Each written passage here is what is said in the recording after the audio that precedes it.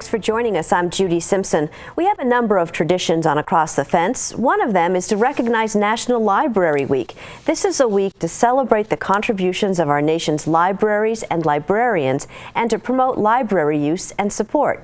A quick note about the origin of National Library Week. This is the 60th anniversary. It started back in 1958 because research at the time showed that people were spending less time reading and more time with radio or television. Well, fast forward to today, and our public libraries offer us a variety of technology and other resources, and above all, they offer books. This afternoon, I'm joined by two librarians. Our longtime friend, Amy Howlett, is the director of the Springfield Town Library, and alongside Amy is Rebecca Cook. Rebecca is the director of the Poultney Public Library. Thanks for both of you for coming in. Now, you each have several books to review, and at the end of the program, I'll let our viewers know how they can get the copy of the Across the Fence book list. So, Amy, you're going to get us started. Yes. I'm so glad you referenced 1958, because my first book, The Story of Ferdinand, is 1936, nice. Showing that books last. They do. Just like National Library Week. We wanted to start with some for the very youngest, and I love Ferdinand, the vivid black and white illustrations, and the fact that it's such a classic. So you know the story. It's the little bull who isn't like the others. He isn't butting heads. He sits under the cork tree, and I love Robert Lawson's illustrations. There are corks on that cork tree, smelling the flowers. And when in the middle of the book, he is captured, he's been stung by a bee and is cavorting all over the pasture. So they think he's fierce, right? He's terrible. So they take him to the big arena, and he smells the flowers there. And so he is retired from the ring and goes back to the pasture. And I think it's a great little motif for following your own passion. I also love that he has a very compassionate mother who understands that he's just not like the other little bulls.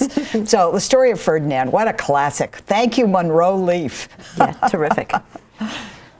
Well, I have a book that's a great choice for younger readers if you want to read to them, but it's also a good one when they're just starting to read themselves and you want to have them read you a story.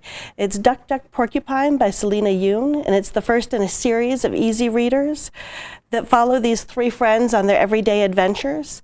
Bossy Big Duck thinks that she's in charge and knows everything, but you'll find that when they get into a little bit of humorous mischief, it's always Little Duck, who doesn't even speak, that figures out where they went wrong.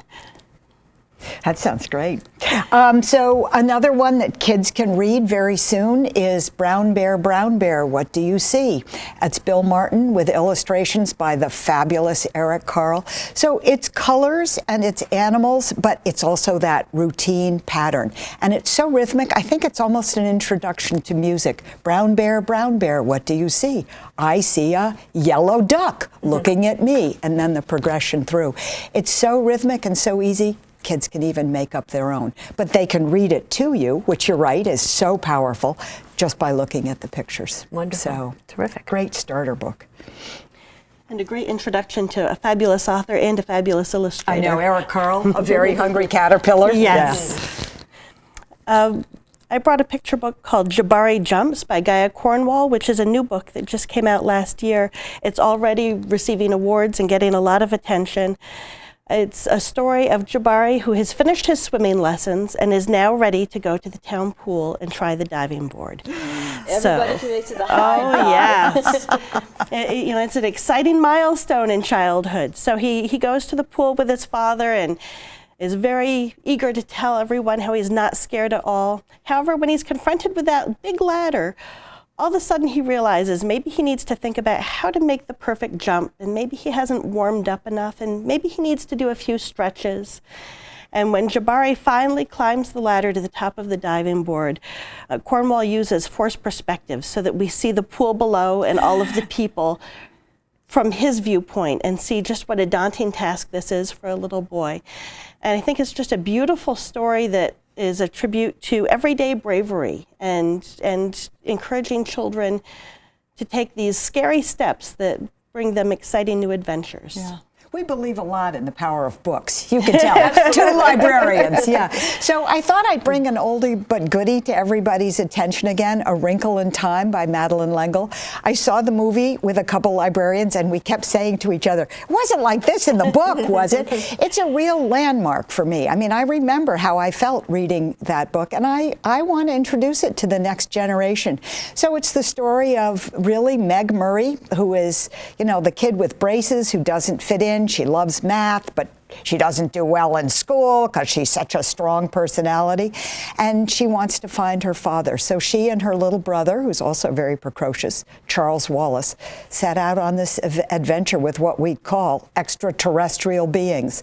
I think this is a great chance to connect with the younger generation who may or may not have seen the movie, and to bring them back to A Wrinkle in Time, which is still one of my favorite books of all time. We also picked books that we're pretty sure you're going to find in every Vermont library. Great. So A Wrinkle in Time, yeah, we all have that on our shelves. In fact, I just had to replace our copy in Pulteney because it was so well loved and well worn that we needed to update it. I've also brought us a graphic novel today. For those that aren't super familiar with graphic novels, it is a comic book in book form. They're really great for those kids that aren't most eager to pick up a book. Victoria Jameson's All's Fair in Middle School also talks to that universal experience of finding your way during those 6th to 8th grade years where everything is a struggle. Our hero in the story, Impy, has been homeschooled up to this point and has grown up going to Renaissance fairs because that's where both of her parents work. Mm-hmm. And when she decides that she really wants to take on a quest to become a squire, she thinks, what better quest to undertake than braving public middle school. Once she's it's kind of daunting, I don't know. It is. I know. I think slaying a dragon might be easier. Yeah.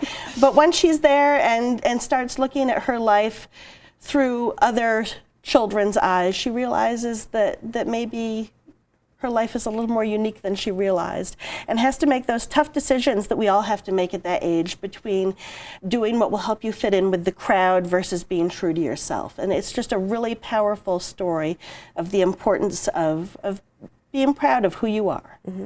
Yeah. Terrific.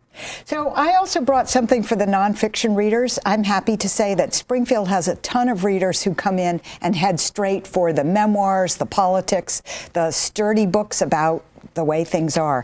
And these days, we're still trying to figure out this country. I guess we always will be.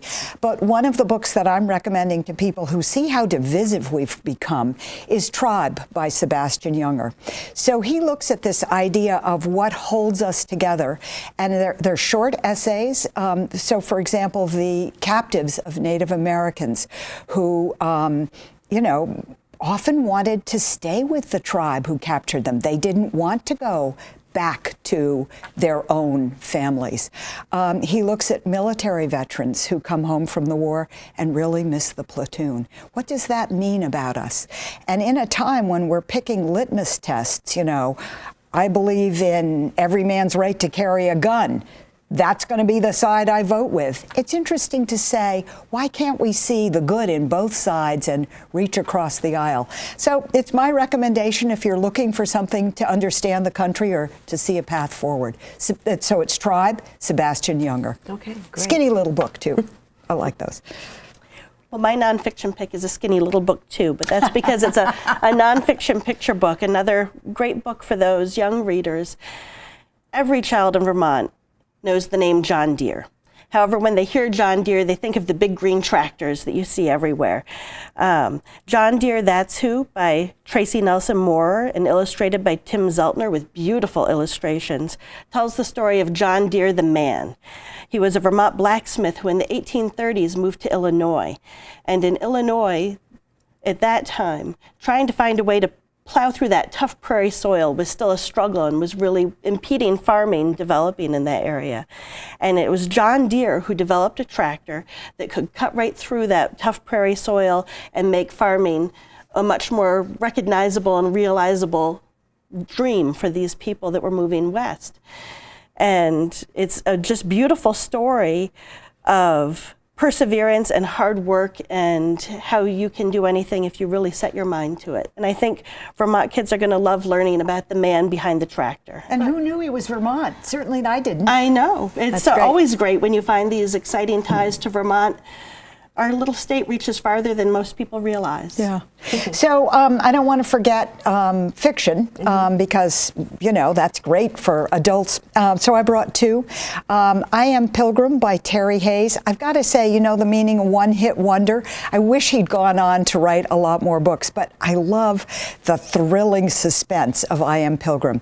So it opens in a derelict New York apartment. Somebody's been murdered, and our pilgrim who comes to investigate realizes that the person who committed the murder had read his book on covering up, because he used Drano to wipe the fingerprints, and he burned everything, and he flushed everything, and he scoured, so there is no DNA left. So you go from this to biotech warfare. There's a journey back to September 11th and the amazing rescue from the tower. All of this stuff conveyed in breathless prose. You know, that kind of book that you literally can't put down. Wow. I just loved it. I Am Pilgrim. 2014, it's been around. I wish they'd gone on to write others. Please, Terry Hayes, whoever you are. I also would like to recommend Manhattan Beach by Jennifer Egan. World War II is still really popular in Springfield. People love these novels, and there are a lot of great stories still to tell. So Manhattan Beach takes place on the Brooklyn docks. The heroine is somebody who grows up to become a female diver, one of the divers who goes down beneath the ocean to work on the ships. So it's the amazing life of the speakeasy and the gangster in Brooklyn, but then the story of a very strong woman who, you know, takes on this role, insists on doing it.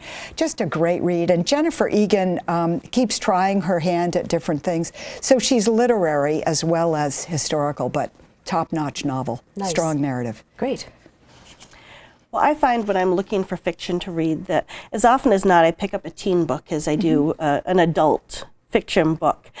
So I've brought two books today. The first is a book that was written for teens but works equally well for adults, and the second is a book that was written for adults and works just as well for teens.